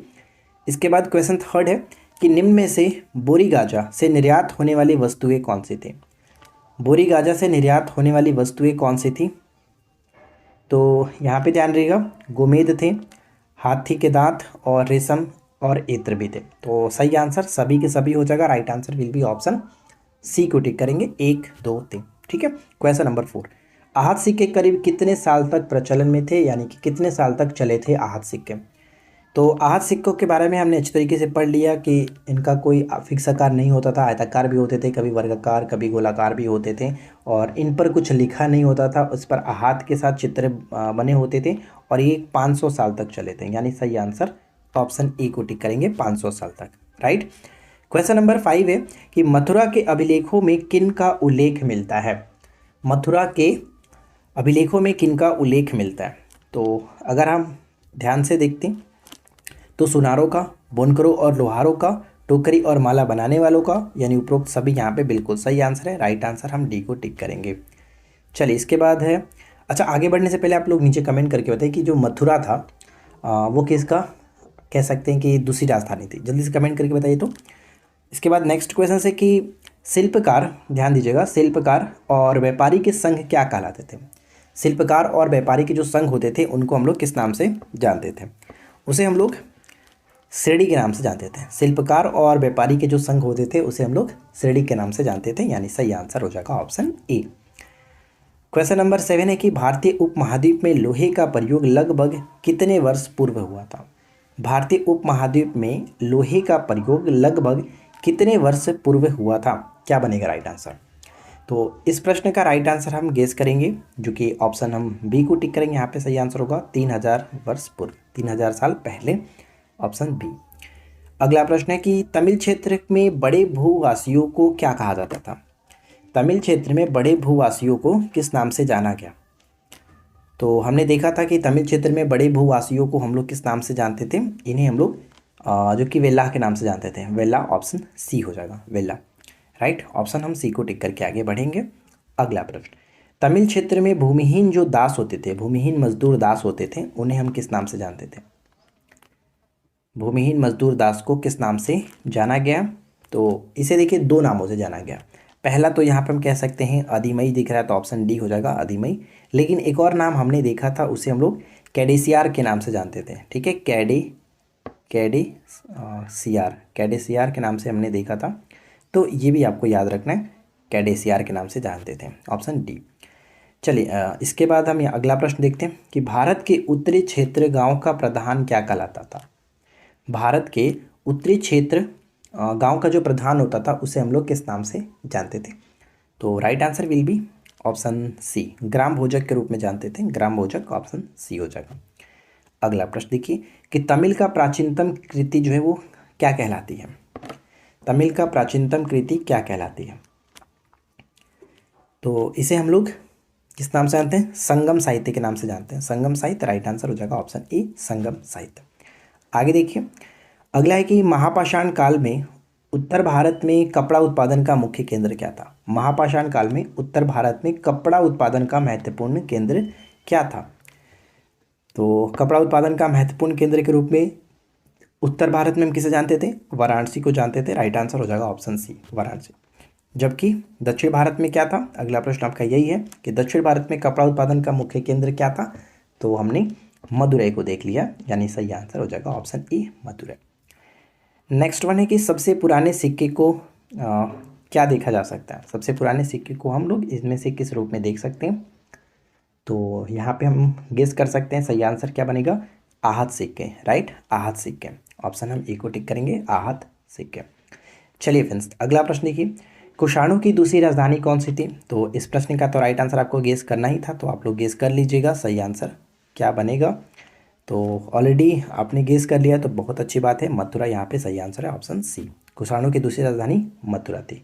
वलयकूप जो कि बनाने के लिए नियत था, यहाँ पे मनाने के लिए नहीं, बनाने के लिए होगा, बनाने के लिए, ठीक है। वलयकूप बनाने के लिए नियत था, तो देखिए नाली के लिए भी, कूड़ेदान के लिए भी और गुसलखाने के लिए भी, यानी तीनों के तीनों बिल्कुल सही है, इसलिए राइट आंसर ऑप्शन डी को टिक करेंगे, उपरोक्त सभी। अगला है कि 2500 साल पहले प्रयोग किए जाने वाले लोहे के उपकरण में क्या शामिल थे? ध्यान दीजिएगा कि 2500 साल पहले प्रयोग के लिए किए जाने वाले लोहे के उपकरणों में क्या शामिल थे? तो हमने ऊपर में देखा था कुल्हाड़ी भी था और जो कि हलों के फल भी थे, तो यहाँ पे कह सकते हैं दोनों के दोनों बिल्कुल सही है, ऑप्शन सी को टिक करेंगे। राइट, इसके बाद अगला प्रश्न है कि महाजनपदों में परकोटो क्या होता था? महाजनपदों में परकोटो क्या होता था? परकोटो के बारे में मैंने आपको अच्छी तरीके से बताया, आई होप कि आपको इसका राइट आंसर याद होगा। तो गेस करिए, क्या ये ईंट को पकाने वाला उपकरण था? बिल्कुल भी नहीं। जानवरों से सुरक्षा के लिए लगाया गया बाड़ था? यह भी बिल्कुल गलत है। शहरों को बाहरी हमलों से बचाने के लिए नगरों के चारों ओर बनाए जाने वाले एक मजबूत दीवार होती थी? ये बिल्कुल सही है, ऑप्शन हम सी को टिक करेंगे, ठीक है। तो परकोटो क्या होता था? तो ये मजबूत दीवार होता था जो कि नगर के चारों तरफ लगाया जाता था, बनाया जाता था मजबूत दीवार, ताकि बाहरी हमलों से इसकी रक्षा की जा सके। तो फ्रेंड्स, आज की इस वीडियो में इतना ही सारे प्रश्न थे। आई होप कि आपका चैप्टर 8 अच्छे तरीके से कवर हो गया होगा। वीडियो अगर आपको अच्छा लगा हो तो प्लीज़ वीडियो को ज़्यादातर लाइक करिए, अपने फ्रेंड के साथ शेयर करिए, और चैनल पर पहली बार आए तो सब्सक्राइब करके नोटिफिकेशन बेल आइकन को ऑल पे सेट करिए। हम मिलते हैं आपके साथ इसी प्रकार के किसी और वीडियो में नेक्स्ट टॉपिक के साथ। Thanks for watching, keep learning, have a good day. देखिए, सबसे पहला प्रश्न ये है कि रोमन साम्राज्य में किसे जो कि काले सोने के नाम से बुलाते थे? तो रोमन साम्राज्य में जो कि काफ़ी प्रचलित था, इस वजह से इसको काले सोने के रूप में पुकारा जाता था, वो है काली मिर्च। काली मिर्च, यहाँ पे ऑप्शन हम किसे टिक करेंगे? ऑप्शन डी बिल्कुल सही आंसर बन जाता है।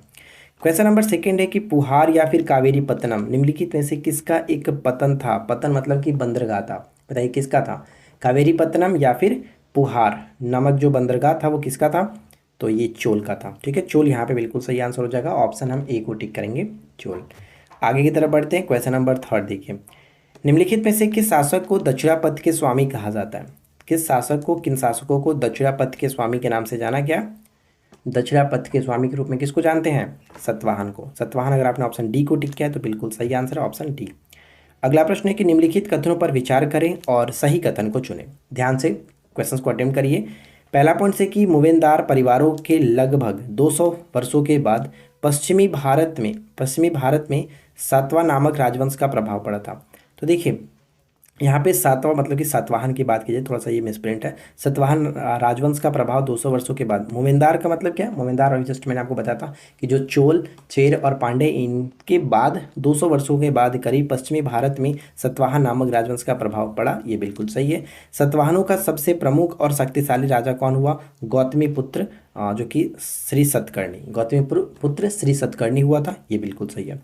श्री सतकर्णी ने पूर्वी, पश्चिमी और दक्षिणी, ध्यान रखिएगा, पूर्वी, पश्चिमी और दक्षिणी यानी तीनों क्षेत्रों में हमने देखा था ना कि इस पे अपनी सेनाएं भेजी थी। तीनों के तीनों पॉइंट्स बिल्कुल सही है, इस वजह से राइट आंसर हम डी को टिक कर सकते हैं, ठीक है। डी यहाँ पे बिल्कुल सही आंसर बन जाता है।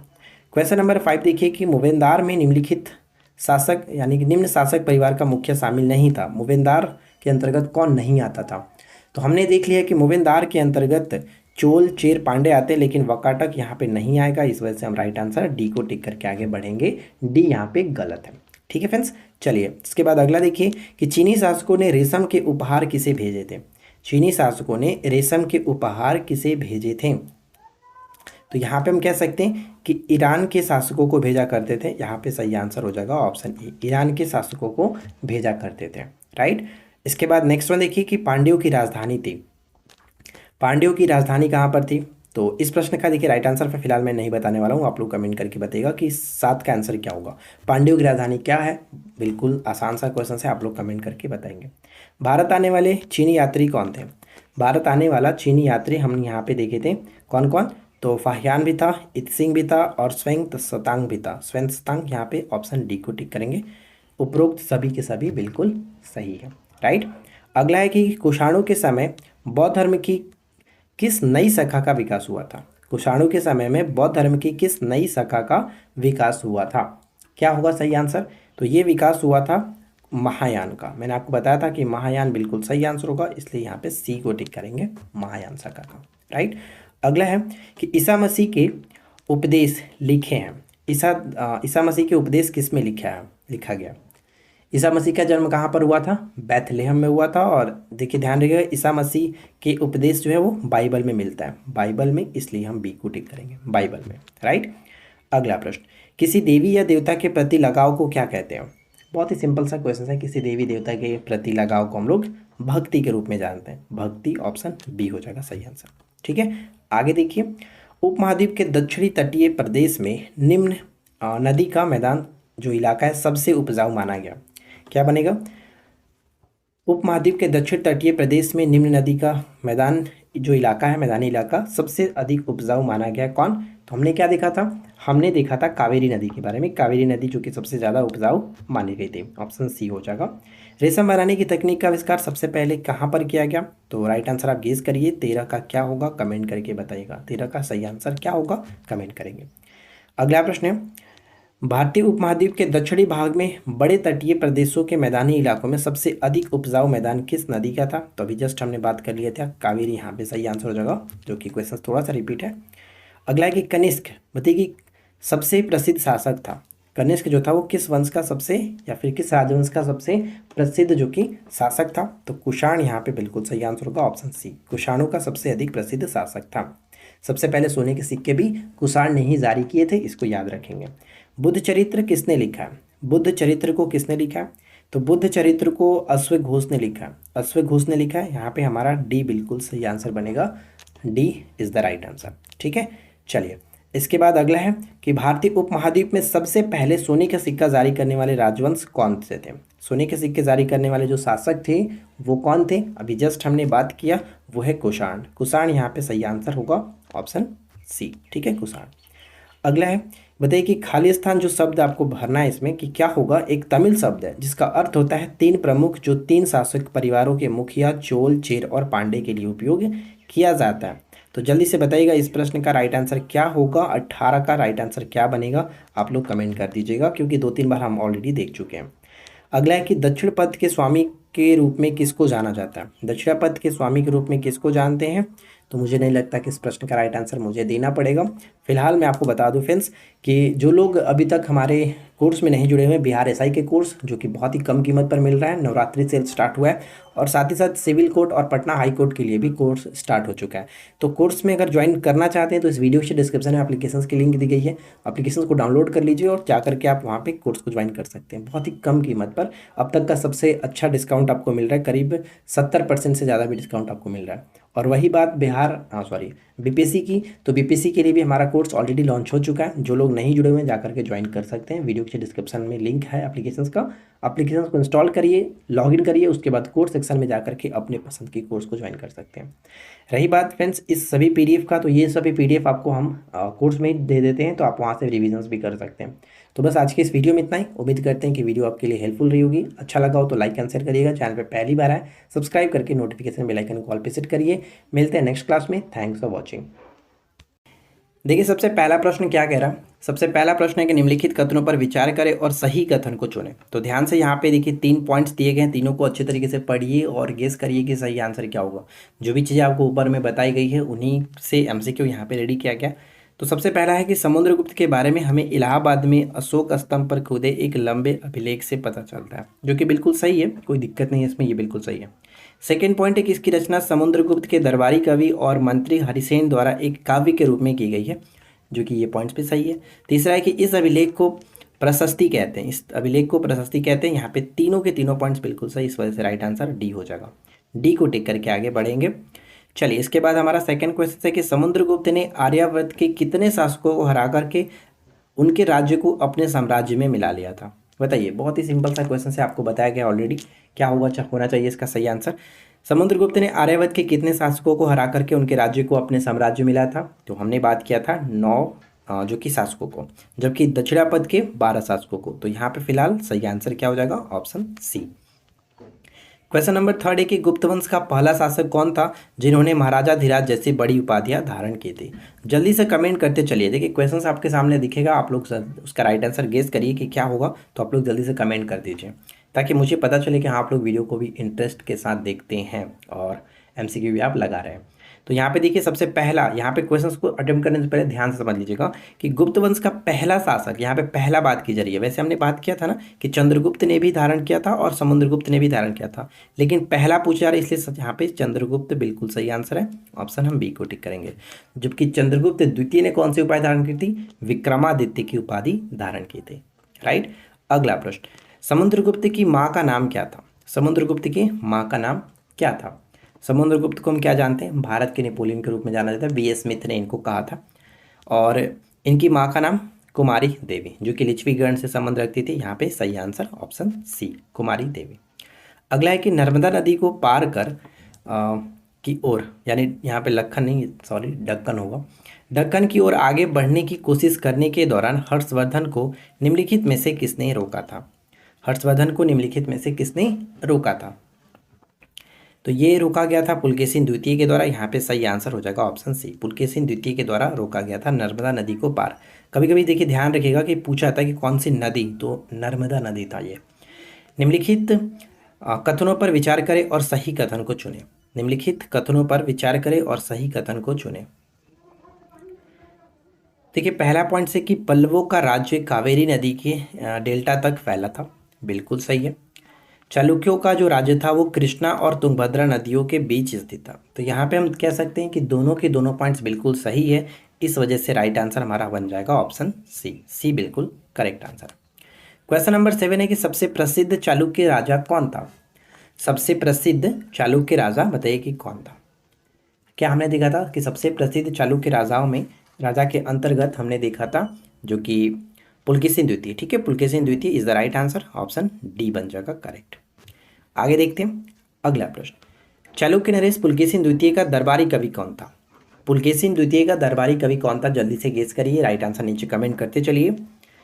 तो पुलकेशिन द्वितीय का दरबारी कवि के रूप में हम जानते हैं यहाँ पे रविकृति, ऑप्शन सी हो जाएगा। बाणभट्ट जो थे वो हर्षवर्धन के थे, जबकि हरिसेन समुद्रगुप्त का था। तो यहाँ पे सही आंसर ऑप्शन सी होगा। अगला प्रश्न कि भूमध्य सागरीय क्षेत्र के एम्फोरा पात्र में किस प्रकार के द्रव पदार्थ को रखे जाते हैं? एम्फोरा पात्र में किस प्रकार के पदार्थों को रखा जाता था? तो इसमें शराब और तेल, इस वजह से ऑप्शन बी हो जाएगा, शराब और तेल। अगला, चंद्रगुप्त द्वितीय के दरबार में कौन सा प्रसिद्ध कवि था? चंद्रगुप्त द्वितीय के दरबार में कौन प्रसिद्ध कवि थे? गेस करिए, बहुत ही सिंपल सा क्वेश्चन है। इस प्रश्न का राइट आंसर आप खुद बताइएगा नीचे कमेंट करके, हम नहीं बताने वाले। बताइए कमेंट करके क्या होना चाहिए। अगला प्रश्न देखिए, निम्न में से व्यापारियों के संगठन का क्या नाम था? निम्न में से व्यापारियों के संगठन को हमने क्या देखा था, क्या नाम दिया गया था? तो ध्यान रखना है कि व्यापारियों के संगठन का जो नाम दिया गया था वो है आपका नगरम। नगरम व्यापारियों के संगठन का नाम था। यहाँ पे सही आंसर है ऑप्शन ए। ठीक है, नगरम। नेक्स्ट वन है कि हर्षवर्धन की जीवनी हर्ष चरित्र किसने लिखा था? हर्षवर्धन की जीवनी हर्ष चरित्र को किसने लिखा था? तो हर्ष चरित्र को लिखा गया था किसके द्वारा? इनके दरबारी कवि बाणभट्ट के द्वारा। बाणभट्ट के द्वारा, ऑप्शन ए, बाणभट्ट के द्वारा। ठीक है। अगला प्रश्न, पैगंबर मोहम्मद ने अरब में किस धर्म की शुरुआत की थी? पैगंबर मोहम्मद साहब जो थे, इन्होंने किस धर्म की शुरुआत की थी? तो इन्होंने इस्लाम धर्म को स्टार्ट किया था। इस्लाम धर्म को, ऑप्शन ए हो जाएगा सही आंसर, इस्लाम धर्म। अगला है कि इस्लाम धर्म के पवित्र ग्रंथ का नाम क्या है? इस्लाम धर्म के पवित्र ग्रंथ का नाम क्या है? इसे हम लोग कुरान के नाम से जानते हैं। कुरान बिल्कुल सही आंसर होगा, जबकि बाइबल जो है वो ईसाइयों का पवित्र ग्रंथ होता है। अगला है कि अपने नाटकों में राज दरबार की जीवन के चित्रण के लिए प्रसिद्ध नाटककार कौन थे। अपने नाटकों में राज दरबार के जीवन के चित्रण के लिए जो प्रसिद्ध थे वो कौन थे, वो कोई और नहीं बिल्कुल कालिदास है। ठीक है, कालिदास, ऑप्शन बी बिल्कुल सही आंसर होगा, कालिदास। नेक्स्ट क्वेश्चन देखिए कि ब्राह्मण भूस्वामियों का संगठन क्या कहलाता था। ब्राह्मण भूस्वामियों के संगठन को हम लोग किस नाम से जानते थे, तो इन्हें हम सभा के नाम से जानते थे, सभा। ठीक है, सभा यहाँ पे बिल्कुल सही आंसर होगा, ऑप्शन बी सभा। प्रयाग प्रशस्ति की रचना किसने की थी। प्रयाग प्रशस्ति की रचना किसके द्वारा की गई है, तो प्रयाग प्रशस्ति की रचना किए थे कौन, हरिसेन ने किया। हरिसेन, ऑप्शन बी हो जाएगा, हरिसेन के द्वारा ये किया गया, ऑप्शन बी। नेक्स्ट ने कि पैगंबर मोहम्मद ने अरब में इस्लाम धर्म की शुरुआत कितने साल पहले की थी। कितने साल पहले इन्होंने किया था, तो लगभग 1400 साल पहले, ऑप्शन बी हो जाएगा, लगभग 1400 साल पहले, ऑप्शन हम बी को टिक करके आगे बढ़ सकते हैं। नेक्स्ट है कि दक्षिणापंथ के कितने शासकों ने समुद्रगुप्त के सामने समर्पण किया था, तो इस प्रश्न का भी सही आंसर आपको खुद ही बताना है। 19 का राइट आंसर बताइए कि क्या होना चाहिए, 19 का सही आंसर क्या बनेगा, आप लोग कमेंट करेंगे। देखिए आज की इस वीडियो का आखिरी प्रश्न है कि आर्यभट्ट जो थे, आर्यभट्ट वो किसके दरबार में एक प्रसिद्ध खगोल शास्त्री थे।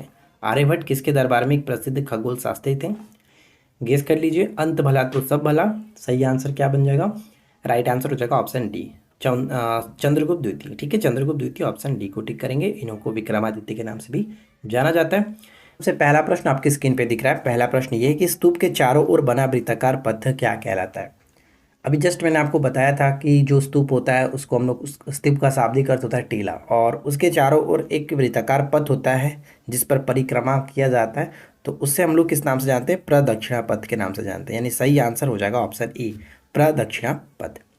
इसके बाद सेकंड है कि मंदिर के जिस भाग में मुख्य देवी या फिर देवता की मूर्ति रखी जाती है उसे हम लोग क्या कहते हैं। मंदिर के जिस भाग में मुख्य देवी देवता को रखी जाती है उसको किस नाम से जानते हैं, और इस स्थान को काफ़ी पवित्र भी माना जाता है, तो इसे हम लोग गर्भगृह के नाम से जानते हैं। गर्भगृह, ऑप्शन बी बिल्कुल सही आंसर बन जाएगा। ठीक है, क्वेश्चन नंबर 3 देखिए, पुरुवंश की राजधानी कहाँ थी। पुरुवंश की राजधानी कहाँ पर थी, तो आपको याद रखना कि पुरुवंश की जो राजधानी थी वो हस्तिनापुर था। हस्तिनापुर, यहाँ पे ऑप्शन हम बी को टिक करेंगे, पुरुवंश की राजधानी हस्तिनापुर। फ्रेंड्स छोटा सा रिक्वेस्ट है, अगर आपको ये वीडियो पसंद आए तो प्लीज़ वीडियो को लाइक करिए, फ्रेंड के साथ शेयर करिए। चैनल पे पहली बार है यार, सब्सक्राइब करके नोटिफिकेशन बेल आइकन को ऑल पे सेट कर लो। अगला है कि पुराणों तथा महाभारतों को संकलित किया गया था, किसके द्वारा किया गया था। पुराणों तथा महाभारत को संकलित किया गया था किसके द्वारा, तो हम यहाँ पे देख सकते हैं ऑप्शन हमारा बन जाएगा जो कि ऑप्शन बी, ऋषि वाल्मीकि यहाँ पे कह सकते हैं, सॉरी यहाँ पे वाल्मीकि नहीं, वेदव्यास होगा। ऑप्शन हम सी पे जाएंगे, वेदव्यास बिल्कुल करेक्ट आंसर है। ठीक है, वेदव्यास, ऑप्शन सी को टिक करेंगे, C is the right answer, Vedvyas, जबकि रामायण वाल्मीकि होगा। इसके बाद नेक्स्ट है कि कागज का आविष्कार चीन में निम्न में से किसके द्वारा किया गया। बताइए कि कागज का जो आविष्कार है वो चीन में किस व्यक्ति के द्वारा किया गया था, और हमने देखा था कि इसका आविष्कार करीब 1900 साल पहले हुआ था, और इसका संबंध काई लून नामक व्यक्ति से। काई लून, ऑप्शन बी। ठीक है, काई लून व्यक्ति करेक्ट आंसर होगा बी। सांची का जो महान स्तूप है कहाँ स्थित है। सांची का महान स्तूप कहाँ पर स्थित है, जिसको अशोक ने बनवाया था। क्या मैंने आपको बताया था सांची की स्तूप कहाँ स्थित है, तो ऑप्शन बी में, Madhya Pradesh is the right answer. ठीक है, मध्य प्रदेश। अगला देखिए, एक ही विशाल पहाड़ी को तराश कर बनाए गए मंदिर को क्या कहा जाता है। एक ही विशाल पहाड़ी को तराश करके, काट करके उसको अच्छा मंदिर का रूप जो दिया था, तब उसे हम लोग किस नाम से जानते हैं, उसे एकाश्रम कहा जाता है। एकाश्रम, ऑप्शन ए हो जाएगा सही आंसर, एकाश्रम। अगला देखिए, तमिल महाकाव्य शिल्पाधिकारम में किसकी कहानी मिलती है। शिल्पाधिकारम के रचनाकार कौन थे, शिल्पाधिकारम के रचनाकार थे इलांगो, और इसमें किसकी कहानी मिलती है, तो इसमें कन्नगी और कोवलन की कहानी मिलती है, इसलिए यहाँ पे हम ऑप्शन डी को टिक करेंगे जो कि बिल्कुल सही है। अगला है कि शिल्पाधिकारम की रचना किसने की थी, तो इसका तो राइट आंसर हमने देख ही लिया। 9 का करेक्ट आंसर क्या होगा आप लोग बता दीजिएगा। चलिए, इसके बाद अगला है कि संस्कृत रामायण की रचयिता का नाम बताइए। संस्कृत रामायण को किसने लिखा, तो संस्कृत रामायण को लिखा गया है किसके द्वारा, हमने क्या ऊपर में देखा, वाल्मीकि, यानी महर्षि वाल्मीकि। यहाँ पे सही आंसर ऑप्शन बी हो जाएगा, वाल्मीकि। अगला है कि अजंता के चित्र कितने वर्ष पुराने हैं। अजंता के चित्र लगभग कितने वर्ष पुराने माने जाते हैं, कितने वर्ष पुराने हैं, क्या बनेगा राइट आंसर, तो हम यहाँ पे कहेंगे कि करेक्ट आंसर हो जाएगा ऑप्शन सी। ठीक है, 1500। ऑप्शन सी बिल्कुल सही आंसर है, 1500 साल पहले। आर्यभट्ट द्वारा लिखी पुस्तक का नाम क्या है? आर्यभट्ट द्वारा लिखी पुस्तक का नाम क्या है? क्या होगा? आर्यभट्ट ने एक पुस्तक लिखा जिसको हम लोग आर्यभट्टियम के नाम से जानते हैं, आर्यभट्टियम। ऑप्शन ए होगा आर्यभट्टियम। ठीक है, आगे देखिए। अगला है कि महरौली का जो लौह स्तंभ है किस शहर में स्थित है? महरौली का लौह स्तंभ किस शहर में स्थित है? इसको बताने का कोई मतलब नहीं बनता, सभी को पता है, तो आप लोग कमेंट कर लीजिएगा। अगला है कि कौशल की राजधानी क्या है? कौशल की राजधानी क्या थी? तो कौशल की राजधानी का संबंध हम किससे रखेंगे? अयोध्या से। Ayodhya, option A. ठीक है, जबकि पुरु का कहाँ पर था? हस्तिनापुर। अगला है कि महरौली के समीप लौह स्तंभ का निर्माण लगभग कितने वर्ष पहले हुआ था? लगभग कितने वर्ष पहले हुआ था? महरौली का जो लौह स्तंभ है जिस पर आज तक जंग नहीं लगा, वो आपका सही आंसर हो जाएगा, ऑप्शन ए, 1500। ठीक है, सतनार ने किसकी रचना की थी? बताइए कि सतनार ने किसकी रचना की थी? अगर आपने ऑप्शन ए को टिक किया तो आपका जवाब गलत है, क्योंकि सतनार मणिमेखलाई ने, यानी मणिमेखलाई की रचना सतनार ने किया था। यहाँ पे बी बिल्कुल सही आंसर बनेगा। शिल्पाधिकारम के रचनाकार इलांगो थे।